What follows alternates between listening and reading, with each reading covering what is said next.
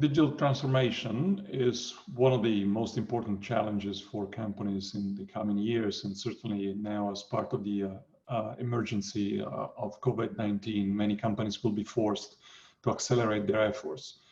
The problem is mostly organizational at this point. It's not necessarily technological.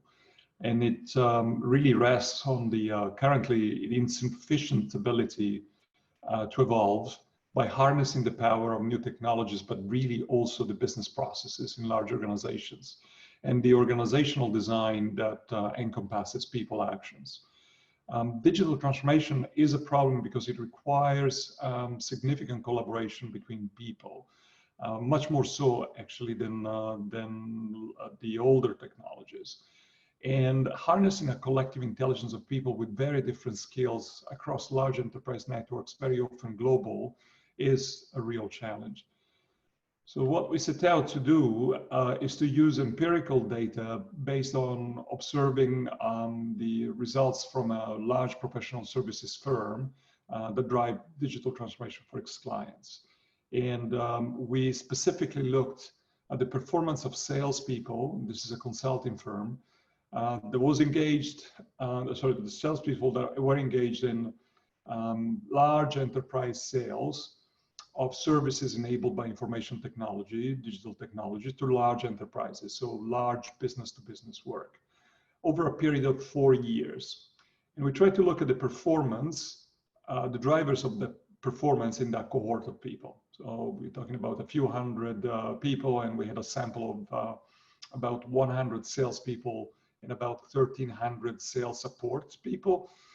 In those sales motions, you have a very significant amount of support people, apart from the people who are in front as salespeople selling to the client directly. So these personas are interesting because for them to do their job, they need to convene a very large group of stakeholders and design solutions that are both technically, technologically, and from a digital perspective, feasible, but also economically viable.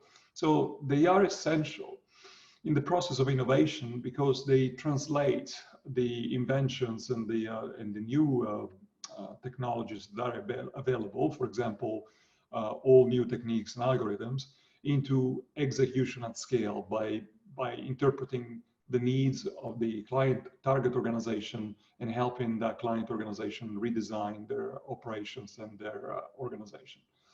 So the firm is called Genpact. It's a spin-off of General Electric, spun out in 2005. It employs about 100,000 people across the world and is headquartered in New York City.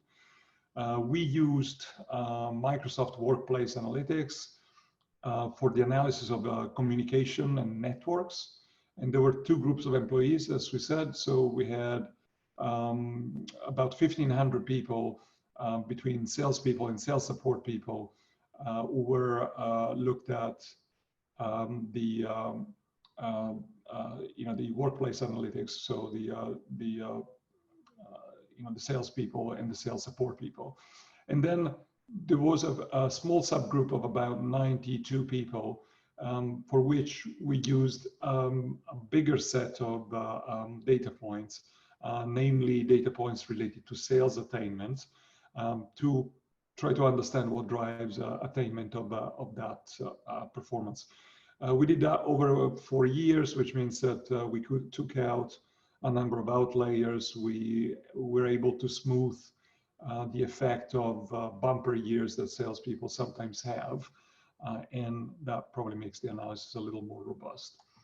We move to the next page in which we can actually look at the analysis. So we actually looked at a number of parameters, and the first thing we did, we broke out, so we split the cohort of people into 4 groups. First, a low quota carrier, but high attainment. These are typically more junior people, entry-level salespeople have a lower quota, so a lower sales target, say. And that group had a high attainment, so they actually hit that performance target. Then we had a low quota and low attainment group of people. And then the group of people that is more interesting is people with higher quotas, so higher sales targets. And that, again, we split between those who attained a big part or exceeded their sales target and those who didn't. And so we looked at a number of parameters. I'm going to explain in a second. So we looked at the performance. The performance is split in number of quite a few variables. We really wanted to see if there was an effect on one variable or the other. So actual and target variable we just talked about. Then we really looked at the network. So internal and external network. So here we use network analytics. Again, Microsoft, we use the Microsoft stack as part of Office 365. And we looked at the internal and external network through that. So mostly through email, meeting requests, the kind of things that that the system tracks. Also, we look at collaboration. So again, emails, meeting hours, number of meetings, after hour collaboration, emails after hours, etc. So you can actually see a few of the analysis. Really, this is mostly based on emails. And then the skills, right? So the role of skills is quite important. We'll talk about that in a second. So we had in the company, we just deployed at the beginning of 2019, comprehensive skill inventory across the company, across all 100,000 people roughly in the company. And obviously this group had compiled that skill inventory. So we also know what skills these people had, which is probably a little bit of a significant element of newness in this analysis. So we actually have a good sense of what skills they have, and we group them in a set of subgroups. From functional domain skills, say, do they know finance or banking? Do they have skills in the digital sphere, digital and technology? Then we combine all of them in one composite parameter. Then vertical industry skills, again, banking, for example. And then professional skills, things like agile or design thinking. So when you look at the large quota carriers, that's actually where you see the biggest variance, right? So if you look at the Harvey, so the moon charts here, the Harvey balls, you see that all of those actually are statistically significant at this level of scale. And the successful traits were pretty much across the board. So things like network collaboration and the skills were correlated with, in this case, were correlated with performance. We believe that the role of skills is quite important. Successful salespeople in this kind of environment wouldn't be able to achieve their results by just convening people, which is very often what salespeople in large enterprises for business-to-business work do. Instead, in this case, they need to have the ability of quote-unquote translate the input between the different professionals who have different skills. So think about doing very often agile type solution design. Salespeople now increasingly need to bring together a very diverse set of people coming from technology specialists, say natural language processing people or workflow people, to design thinking type people, but also industry experts as well as process experts, among others, for example, pricing people, finance people, HR people, and facilities people. So all those groups are very complex to manage, and the fact that the salespeople that are successful seem to have a broader set, they have a broader range of skills, is probably, we hypothesize, an asset for them.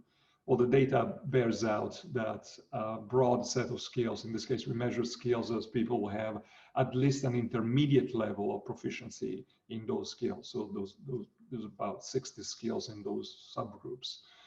So these are not experts. So the salespeople don't need to be experts in those skills, but they need to have enough of what is called T-shaping, right? So I-shape is narrow domain, but very deep in their knowledge. T-shape is people have the flat side of the T, which represents a range across many skills. That seems to be quite important. We believe that there are important implications for organizational design and management, but also talent development. In particularly, these results, we believe, that seem to point out the fact that upskilling and talent development initiatives need to complement, the focus on ensuring that salespeople also having strong internal networks, which is what salespeople tend to have in large business-to-business companies. But clearly, there's more than that. So again, the role of skills is essential.